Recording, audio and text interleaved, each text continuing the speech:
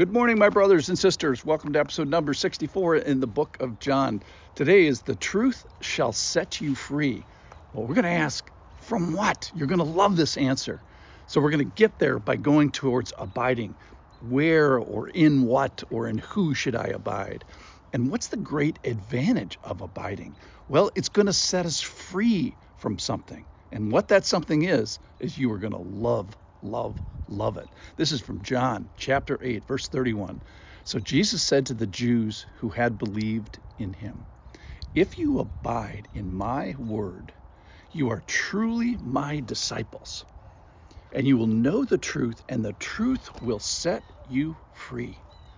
They answered him, "We are the offspring of Abraham and have never been enslaved to anyone. How is it that you say you will become free?"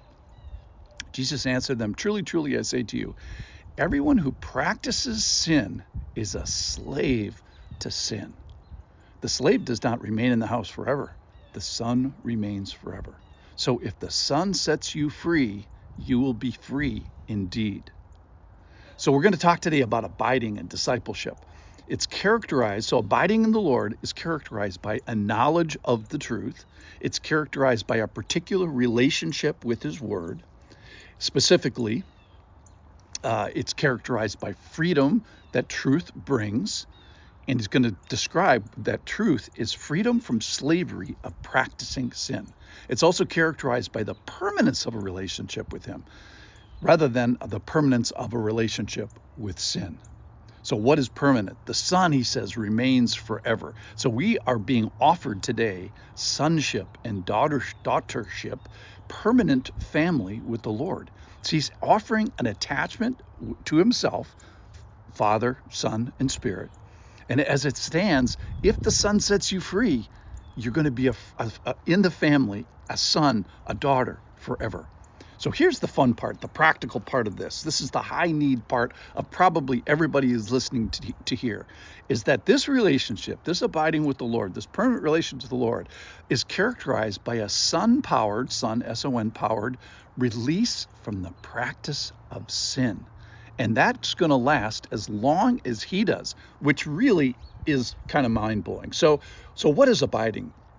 Let's start there. Abiding means to remain or to lodge or to live, to be waiting in a certain place. It's not necessarily a Christian word because everybody abides somewhere. So here's the big question for today is, where are you abiding? And Jesus asks elsewhere, or it says elsewhere, it says, "Abide in me," or "Abide in my love." But here, he says, "Abide in my word." So to abide in Jesus' word is to abide in historical and documented and authentic expression of him that's in the Bible.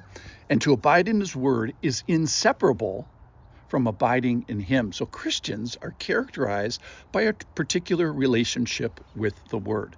And you can accurately assess a person's relationship with God by assessing their relationship with the word. So there's this direct, even identical relationship of what you think about God and what you think about his word. So if you cherish God, you're going to cherish his word. Or if you deny and discount or disregard his word, you're going to deny, discount, and deny God. So to treasure God is to treasure his word. And ignorance of the word, perhaps, equals ignorance of God. So abiding now means to be in a right relationship with Jesus himself. It means this ongoing, attached, permanent family relationship with Jesus, who has the power to change us. It's the standing on this knowledge of the truth, a new relationship with the word that gives us the freedom from obligation of practicing sin. So let's talk about sin for a second. Do believers sin? The answer is yes. Are believers obligated to sin? The answer is no. Are they slaves to it? No. Are they beholden to it? No. Are they powerless over it? No. So being a believer changes your relationship with the Word and Jesus and sin. It takes you from slavery to freedom, or obligation towards it to an option. It takes you from my power to his power. And this is the practical pain point for most people, which I'm glad that you're here today to hear. So people are saying, if I could just get out of this habitual sin, from this obligation to practice sin. So in conclusion today, people hearing this are either sinners who are slaves to sin, that is owned by sin, unable to stop, without real power to help, or they are people who have received Jesus and have the helper that he sends. And what is the helper sent for? Well, for help. And what venue? Well, and here's one. In the practical venue of sinful practice, getting out of sinful practice, repeated sinful behaviors. So God isn't mocked. No helper equals no help. So the first call for rescue is to the one who is a helper. So divine help is issued by a divine helper. So we're essentially asking for the person. Secondarily, we're asking for the help. So we're asking for this divine relationship. So before the call for help should be the call to the helper. So we ask the person of God who possesses the power to separate you from the practice of sin.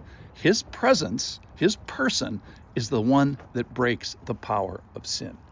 So abiding means to stay, lodge, and live in a certain place. And everybody abides somewhere. Here's the question: where are you abiding, and for how long? Wouldn't you like to abide in a place that permanently accesses power over the practice of sin? So today's title is "The Truth Shall Set You Free," but from what? It's for freedom from the obligation of practicing sin. Thanks for listening.